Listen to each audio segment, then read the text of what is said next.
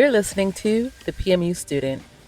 This podcast serves as a virtual study group for cosmetic tattoo artists. Together, we're creating an educational hub for S&P and PMU professionals. And I'm the group's facilitator, Leslie Bland. So let's dive in.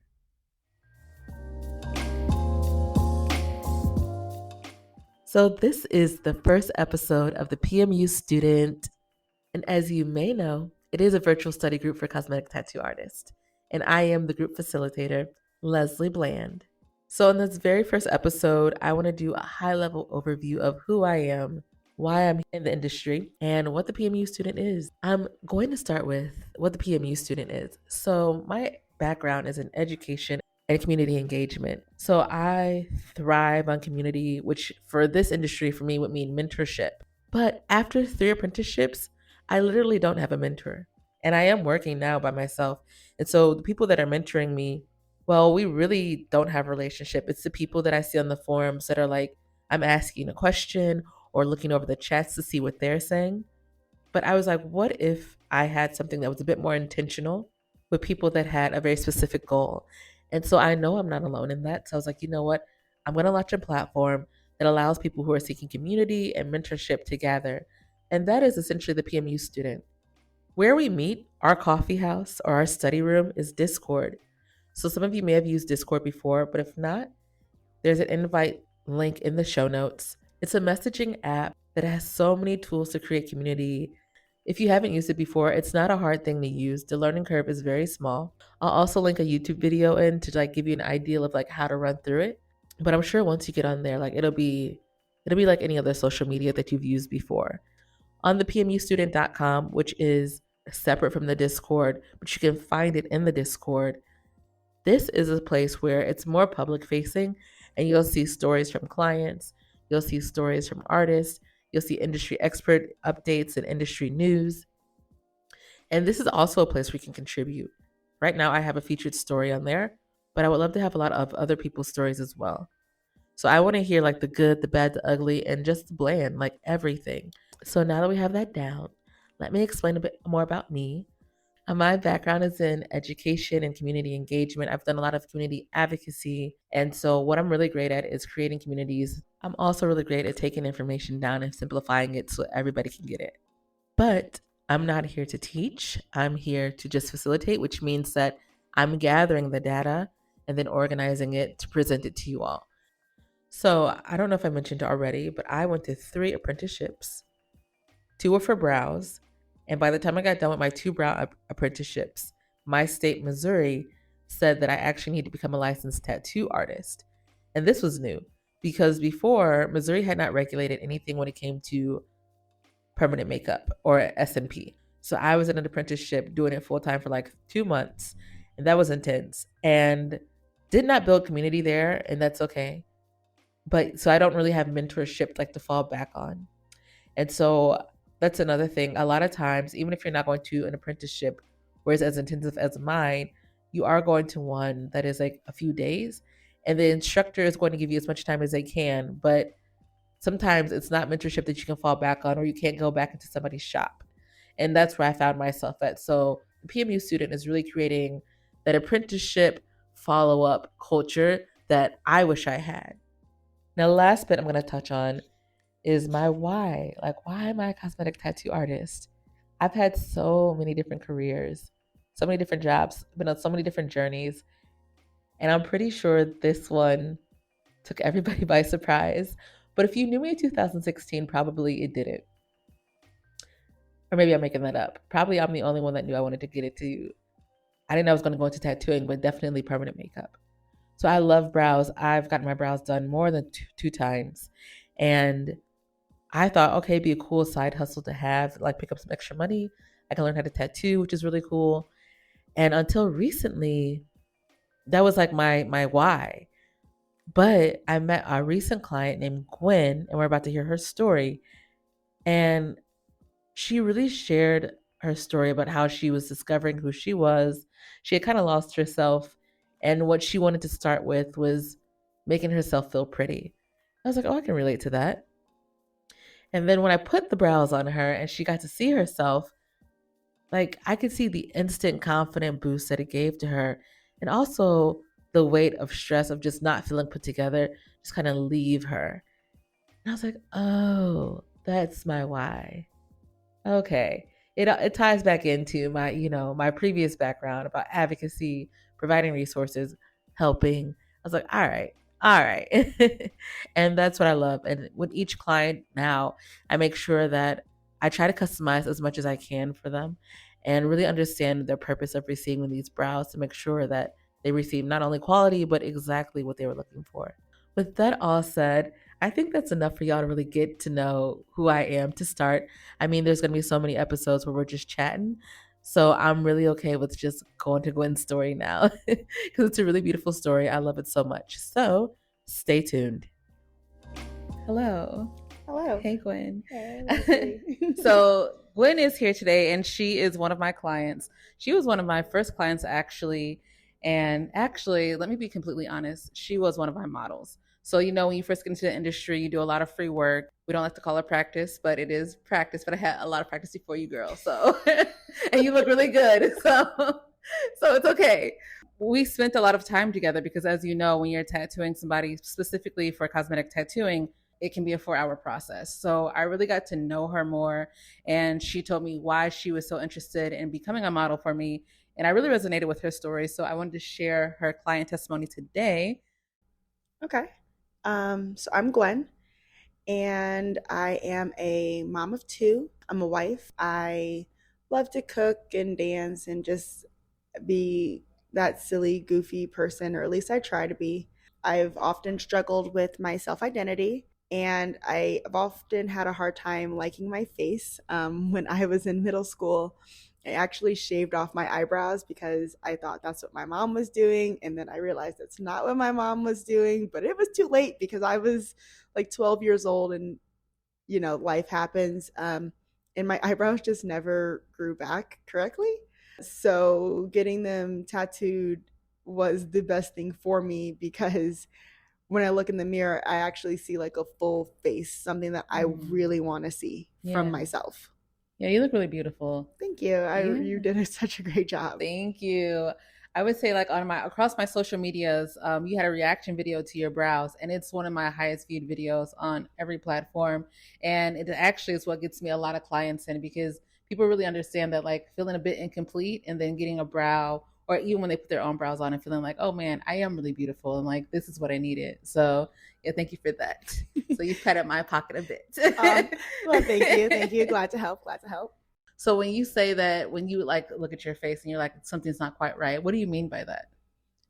I remember on my wedding day feeling so stressed out because like we were doing my makeup and my friend was doing it for me and like everything was going fine and it all turned out very beautiful. But she really had to put in some work to make my eyebrows show up because it's the one thing, like when I exaggerate my face, you can see that I have eyebrows, but they were so faint. And even in certain pictures, you still couldn't really see like the side of my eyebrow, which I know some people are like, it doesn't matter, but it really bothered me. Sure, yeah. Just because like I feel like as a Black woman, people are always looking at you and they're always trying to like see what you're doing in a weird way. And so I'm very expressive with my face, and you couldn't really tell if I was like making a face or if I'm just just that's how I look because my eyebrows don't really exist, and so my face just never felt like it was like I said filled in because of that small detail. Okay, so what I heard you say is that a lot of times you felt like othered, and so it's really important for you to always like be put together so you don't draw attention to yourself. Yes. I understand that a lot. Like that was my thing for a very long time where I wouldn't even leave my house. If my hair was like not done, I would not go to a party. Like it was just everything had to be together. But then girl, I went through some things and now I'm just like, y'all gonna take whatever I got. Like I'm not putting no gel on these edges. Like I'm here, and if you like who I am, cool. If you don't, I might cry about it a little bit, but also I don't care in the long run. So, but I think a part of that is also me getting myself together and make myself presentable, like in a way that like I'm happy with all the time. And a lot of that came from like cosmetic tattooing. And so I definitely understand that. And that was so vulnerable. So thank you for that. I've never heard anybody say that before. I thought I was like the only one who like felt picked apart a lot. Yeah, and I often feel that way. Like I still struggle with not being completely put together, just with the neighborhood I live in, with just kind of where my life is headed right now, which is a positive thing. But I often feel like if I'm not put together, it's very noticeable. And so I feel more confident in myself and my ability to do things like when my hair's done, my nails are done, my face is together, including my eyebrows. Like it really just helps me feel 100% like that girl. Yeah, absolutely. So how's your confidence now showing up in your life? So oddly enough, my confidence is showing up in like the weirdest ways. So the very first thing I did for my self-confidence journey was getting my eyebrows done. After that, I got the confidence to talk to my doctor about what was going on with my weight because I've been struggling with that for like years.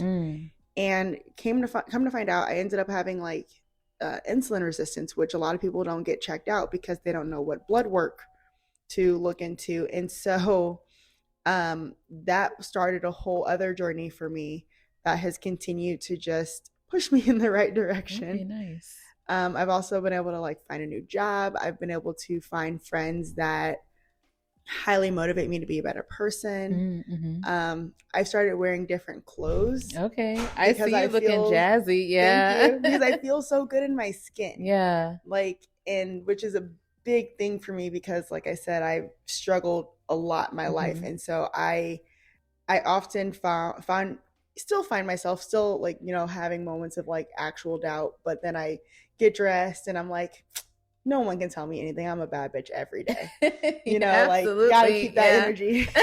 I agree.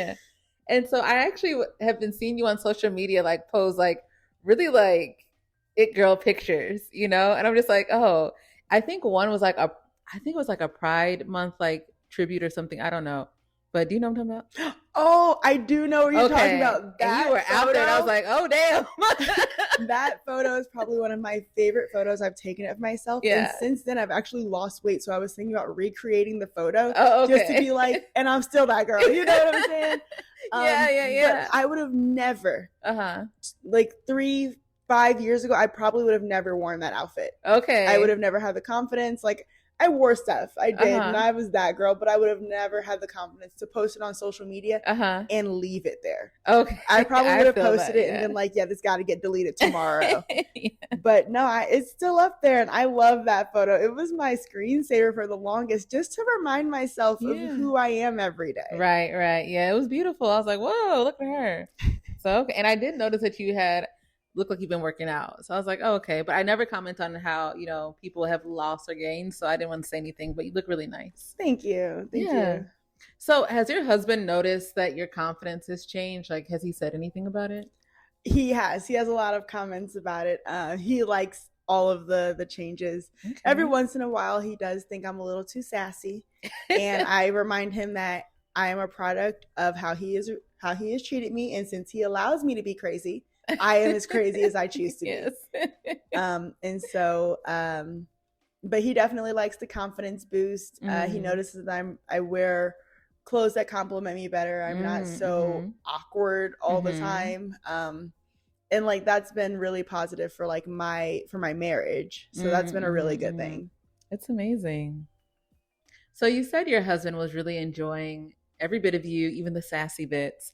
Have you inspired anybody else as far as like going on a self-discovery journey, or are people enjoying you more now that you feel more comfortable in your skin? So I don't know if people are enjoying me more, but I've also started cutting ties with people. I know that's with right. a fierceness. Cut it out. Yes. And so I'm enjoying the people around me more. And I don't know if that, I assume they enjoy being around me, but I also feel better without so many people weighing me down. And that sounds like a jerk thing to say, but I'm on an elevating journey. Yeah, that's amazing. That is such an important part of self-care. It's just no, I want to say it's not that I dislike you, but just it's enough. Mm-hmm. And let's move on. So that's amazing. Yeah. So what advice would you give to somebody who's interested in getting the same procedure or just interested in some type of permanent makeup? Do it. I will say this, when I first got my eyebrows done, because I didn't tell anybody, a lot of people had some comments. Okay. Family specifically, because it really caught them off guard. They were not prepared. They thought it was a filter on Facebook. But they don't understand what you see. Like, they see you as, whoever you are, but it's how you see you. It's how you feel about yourself. Like, I don't think I fully understood it when I first met people that were doing eyebrows or like lipstick and things like that. And then I was presented with the opportunity to change something that I did not like about myself. And ever since then, if you don't like it, upgrade it. Why not? You get one life, live your best one. Absolutely. I love that. Yes. Okay. So Gwen, that was amazing. Thank you for sharing all of that and being so vulnerable. I know you have some businesses coming up. You said you were on a journey of like not only elevating yourself, but your career. Do you want to plug anything? So I don't have anything to plug at the moment, but I have been looking at starting up a TikTok specifically talking about Black women and their mental health, specifically to moms, because I don't feel like it is talked about enough, the struggle that Black women go through as far as the medical field, how we're perceived in the eyes of people. We're supposed to be these like put together, strong, but not too confident women. And it stifles us from getting the help we need, getting the medications we need, being 100% too much. Okay. If you want somebody to be less, find less. It's not me anymore. And so I'm trying to be that person 100% authentically 100, that's who I want to be. Yeah. That's amazing. So keep following my journey. You never know. I might pop up on a TikTok. Okay. So do you have any social media where we can like look to see you post that announcement? You can follow me at Crossen Creations on Instagram. If you wanted to follow me on TikTok, it is Disney_princess454. Okay, amazing. So I will follow those accounts, and also I will put them in the show notes so everybody can find you. I want to thank Gwen again. She's been an amazing client. And by that, all my clients are amazing. But Gwen sends me updates all the time. And I'm so into it because I can see her confidence blossom in each update that she sends. She looks stunning. She looks so happy, and I love it. So shout out to all my clients. If you have updates and you're feeling yourself one day, never think that I don't want to see it. I always want to see it. I'll post it. Like, I just love it. I love it. It makes me happy that you're happy. And I love seeing jazzy pictures. So now you guys understand a bit more about me, my purpose for this podcast and this platform really, and my why for cosmetic tattooing. So I'm looking forward to hearing from each and every one of you. Hopefully you'll join on the Discord. Reach out to me in some way. I really want to hear your story as well. Contribute in any way that you think is important that will help other cosmetic tattoo artists. And yeah, let's do this. All right, y'all. I'll be talking to you soon.